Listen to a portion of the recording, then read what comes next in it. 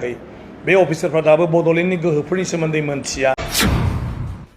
साफ्रोमबो बर'फोरनि थाखाय गोनांथार खौरां बेखेवनानै होलांबाय आसाम आयेन आफादनि बुंथिगिरि मानगोनां बिस्वजित दैमारि सारा।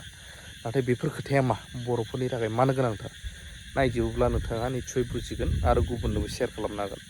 माने बे समस्थिनि माने बेंखननि सिङावनो जानांगौ होननानै समस्ति वाइसआवनो गासैखौबो एडजास्ट खालामनो थाखाय दा दाफामफिनगासिनो दङ।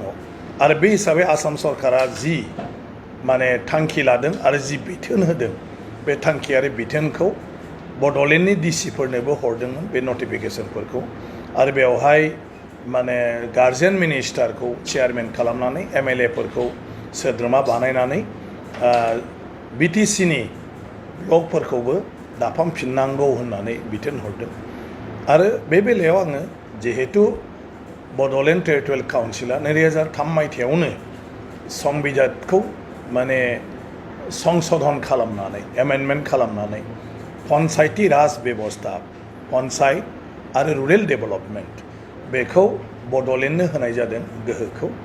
आरो माने संबिजित हिसाबै बड'लेण्डआ बे पन्चायत आरो रुरेल डेभेलपमेन्ट जि डिपार्टमेन्ट दं बे डिपार्टमेन्टआव जायखिजाया पलिसि लानो हायो आरो बेनि जायखिजाया खामानि मावनो हायो। आरो बिनि थाखाय बड'लेण्डनि बिधान सभायाव बायदिसिना माने आयेन खान्थिफोरखौ बानायनानै लानो हायो आरो बेखिनि गोहोखौ संबिजितआ होदों। गतिके बड'लेण्डआ मोनसे आलादा खुंथाय।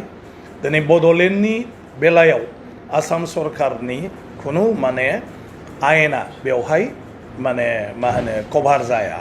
माने बड'लेण्डआ बेखौ बाहायनोबो हायो आरो नङाबा बड'लेण्डआ गाव आलदायैबो आयेनखौ दानानै लानो हायो आरो बड'लेण्डआ एडप्ट खालामनो हायो।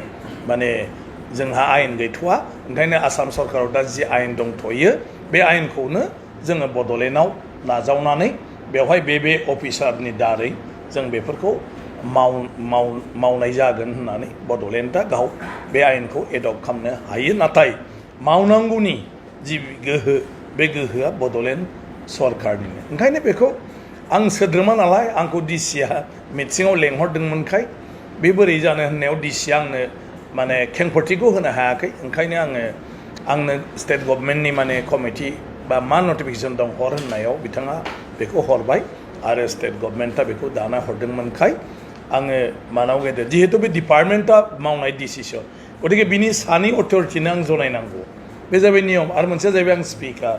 ओंखायनो आं स्पिकार हिसाबै चिफ मिनिस्टारनो आं प्रिन्सिपाल सेक्रेटारिनो जनायबाथ' बियो माने गाव फाइनाल अथरिटि नङा। गतिके फाइनाल अथरिटिया जाहैबाय चिफ मिनिस्टार। बेखायनो आङो मानाव गेदेर चिफ मिनिस्टारनो बेखौ जास्ट फोरमायहरदों जे बड'लेण्डआव माने जिथु पिएनआरडिनि दानो हरनाय बेयो एक्सुवेलि बड'लेण्डनि डिपार्टमेन्ट ट्रेन्सफार जाखानाय आरो बेखौ बड'लेण्डआ गावहानो 30 सिडुल हिसाबै गोहो दङ। बे हिसाबै बड'लेण्डखौ दानो होनाया मोजां। आरो बेबायदि जिथु स्टेटनिफ्राय खालामहरनो नागिरनाया 6 सिडुलनि जिथु संबिजितारि बिथोन बे बिथोनखौ माने आखाइ होनाय एबा बेखौ सिफायनाय बेबायदि जायो बिदि जानो नागिरदों। ओंखायनो जाहाथे बड'लेण्डखौ खालामना होयो। दा बेखौ रेसपन्ड होनानै दाख्लैहाय केबिनेट मिटिङाव थांखि लाफिनबाय जे दा जिथु पन्चायत आरो ब्लक डेभेलपमेन्टफोर दाफामफिननाय जादों बेखौ 6 सिडुल एरियाखौ नागारनानै आसाम गभर्नमेन्टआ बेखौ दागोन। आरो बिनि ओंथियानो जाहैबाय 6 सिडुल एरियायाव 6 सिडुला गावसोर खालामनानै लागोन। दा बेखिनिया जाबाय। बेवहाय गोबाङानो गोरोन्थि बुजिलायदों। जोंनि मानाव गेदेर गबिन्द बसुमतारी बिथाङाबो गोरोन्थि बुजिदों। आंहा जेबो गैया बिटिसि सरकारजों। आंनि बाथ्राया जाहैबाय संबिजितारि बाथ्रा। मोनसेया जाहैबाय बड'लेण्ड खुंथायनि गोहो आरो बेखौ जिथु मावनाय खामानि बे बेलायाव माने बड'लेण्डआनो जेराव गोहो दं आं बे बाथ्राखौसो रायजो सरकारनो जनायदों। जिहेतु बे बड'लेण्डखौ दानाय बे बड'लेण्डखौ बिनाय बे बड'लेण्डनि गासै खामानि मावनायाव आं जिहेतु गावनि जे दंफायोमोनखाय बेफोर बाथ्राफोरखौ आं गासिबो माने मोनथिजोबगौ आरो मा रायलायामोन बेफोर आंनाव गोसोआव दंजोबोखाय बे बाथ्राफोरखौ आङो थोंजोङै बिदि नङामोन होननानै आं बेफोर बाथ्राफोरखौ बुंदों। आरो माबाफोर जुदि बाथ्रा थायोबा बेवहाय जोंनाव लिरनाय दं गासिबो बड'लेण्डनि गोरोबथायाव रोखायैनो लिरनाय दं जे बड'लेण्डनो जेफोर डिपार्टमेन्ट होनाय जादों बे डिपार्टमेन्टनि सायाव बड'लेण्डआ गावहानो एडमिनिस्ट्रेटिव माने खुंनो हानाय एग्जिकिउटिव मावफुंनो हानाय आरो लेजिस्लेटिभ आयेन कानुन गासिबो दानो हानाय बे गोहोआ थागोन होननाय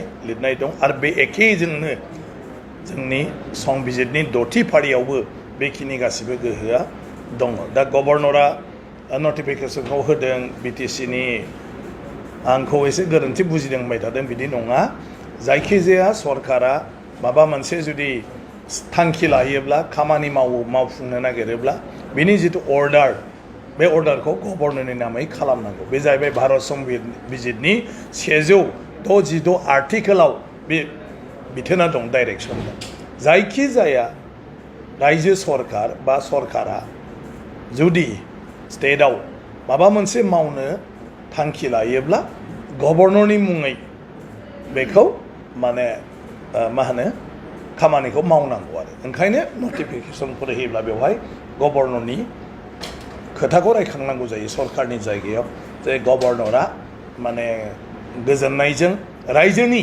सार्थनि थाखाय नैबे बायदि खामानि मावनो मोनसे थांखि लादों ओंखायनो बे थांखि मथे ओरै खालामनाय जासिगोन दा बे जाबाय नटिफिकेसन होनायनि नियम दा बेल'सो मिसआन्डारस्टेन्डिंआ बिथाङा जेखौ सानदों बियो गभर्नरा बिटिसिनि प्रप'जाल मोननानै होनाय अर्डार नङा स्टेट गभर्नमेन्टआसो गभर्नरनि दहाय लानानै स्टेट गभर्नमेन्टनि केबिनेटआव लानाय थांखिखौ नटिफिकेसन होदों दा बे समाव नुनो मोनदों रायजो सरकारनि मासि जेरावखि थाया जायखिजाया मानसियानो बेखौ दिन्थिनानै होनो हायो मानसिया जेबो गिदिर बाथ्रा नङा बे जाबाय संबिजिरनि बाथ्रा संबिजिरनिखौ आं देरसिन जानो हाया चिफ मिनिस्टारा देरसिन जानो हाया संबिजिरनिख्रुइ सोरबा राष्ट्रपतियाबो देरसिन जानो हाया सोरबा जाजआबो देरसिन जानो हाया गतिके संबिजिरनि बाथ्राखौ जायखिजाया सुबुङानो सोरनोबा आसि दिन्थिनानै बुंनो हायो जे बियो संबिजिरारि हिसाबै बे खामानिया माने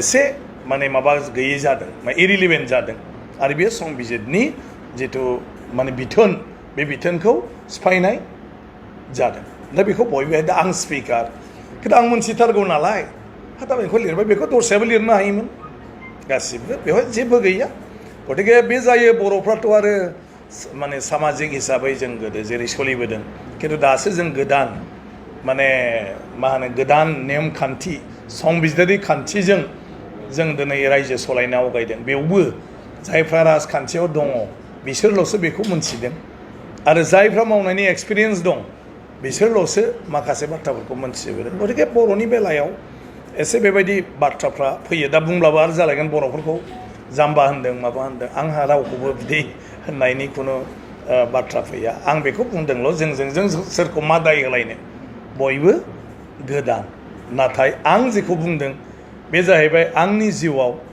बड'लेण्ड दानायनि सावरायजेननायनिफ्राय लानानै आङो दिनैसिमाव सिस्टेमाव दंबाय थाथ'यो आरो बे सिस्टेमाव दंबाय थाथ'यैखाय गोलाव सम आंनि बे हान्थिनाय लामायाव आं जेखौ मोनबोदों नुबोदों बेखौ आं खोन्थादों बयनिबो आरो सरकारनोबो दा संबिजिरारि बिथिङाव सरकारा जेखौ नायस्लाबाखै नुस्लाबाखै बे अफिसारफ्रा 6थि सिडिउल फरायाखै बे अफिसारफ्रा बर' गोरोबथाखौ फरायाखै बे अफिसारफ्रा दाबो बड'लेण्डनि गोहोफोरनि सोमोन्दै मोनथिया जोंनाव डिसि गोदान फैयोबा बेबो मोनथिया आरो बेखौ जोंबो बड'लेण्ड सरकार हिसाबै जों रावखौबो खोन्थानाय जायाखै बे जों बड'लेण्ड हिसाबै नोंथाङा नैबे आयेन खान्थिखौ मानिनानै सोलिनांगौ होननानै जोंबो रावखौबो बुङाखै आरो बेखायनो गेजेर गेजेर बेफोरबायदि माखासे माने गोरोन्थिफ्रा जायो नाथाय गोरोन्थिखौ सुद्रायनाया गिदिर बाथ्रा दिनै आसाम सरकारखौ साबायखर बावनांगोन जे बिथांमोना केबिनेटनि गेजेरजों गोरोन्थिखौ सुद्रायबाय थेंक इउ सार